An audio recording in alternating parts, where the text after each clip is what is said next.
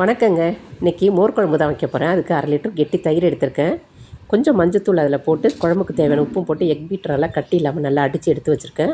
அரைக்கிறதுக்காக 1 table spoon பச்சரிசி, 1 table spoon துவரம்பருப்பு ஊற வச்சு எடுத்து வச்சுருக்கேன். 6 பச்சை மிளகாய், 1 டேபிள் ஸ்பூன் தேங்காய், 1/2 ஸ்பூன் சீரகம் எடுத்து வச்சுருக்கேன். இது எல்லாத்தையும் நம்ம மிக்ஸி கப்பில் மாற்றிக்கலாம். சீரகத்தை தவிர எல்லாத்தையும் நைஸாக அரைச்சிட்டு கடைசியில் சீரகம் போட்டு அரைச்சி அதை தயிரில் கொட்டி நல்லா கலந்து விட்டுக்கலாம். தாளிக்கிறதுக்கு மோர் மிளகாய், சீரகம், கடுகு எடுத்து வச்சுருக்கேன்.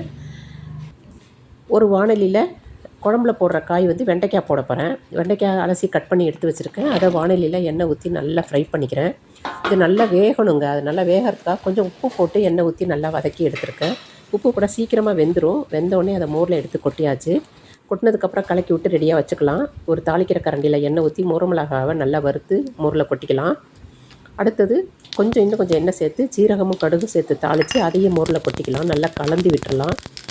இப்போ தாங்க நான் குழம்பையும் அடுப்பில் எடுத்து வைக்க போகிறேன். மோர் எடுத்து அடுப்பில் வைக்க போகிறேன். அடுப்பில் வச்சு நல்லா கிளறி கொடுத்திங்கன்னா ரசம் நுரக்கட்டும் இல்லையா, அது மாதிரி நுரக்கட்டின வரைக்கும் வச்சுருந்தா போதும். மோர் குழம்பு ரெடி ஆகிடுச்சு. அவ்வளோதாங்க.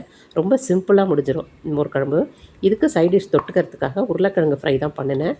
இதுக்கு ரொம்ப மெலிசாக இல்லாமல் கொஞ்சம் திக்காக கட் பண்ணியிருக்கேன். வானிலையில் போட்டு தனி மிளகாத்தூள், கரம் மசாலா, உப்பு, மஞ்சத்தூள், இதில் கூட ஒரு 1/2 டம்ளர் தண்ணி ஊற்றி எல்லாத்தையும் கலந்து விட்டு நல்லா வேக வைக்க போகிறேன்.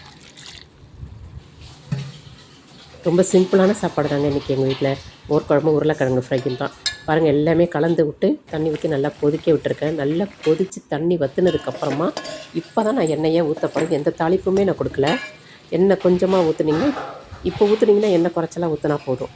இதை நல்லா பரட்டி விட்டு நல்லா ஃப்ரை ஆனதுக்கப்புறம் சிம்லேயே போட்டு நல்லா ஃப்ரை பண்ணிங்கன்னா வெளியில் நல்லா மொறுமொருன்னு இருக்கும், உள்ளார சாஃப்டாக இருக்கும். குழம்புக்கு சாப்பிட்டா ரொம்ப நல்லாயிருக்கும். இந்த பாருங்கள், ரெடி ஆகிடுச்சு.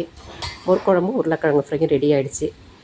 நான் இன்றைக்கி சட்டிக்கரணை சிப்ஸ் தான் செஞ்சேன். அதை அடுத்த வீடியோவில் போடுறேன். உங்களுக்கு பிடிச்சிருந்துன்னா லைக் பண்ணுங்கள், ஷேர் பண்ணுங்கள், கமெண்ட் பண்ணுங்கள், சேனலை சப்ஸ்கிரைப் பண்ணுங்கள்.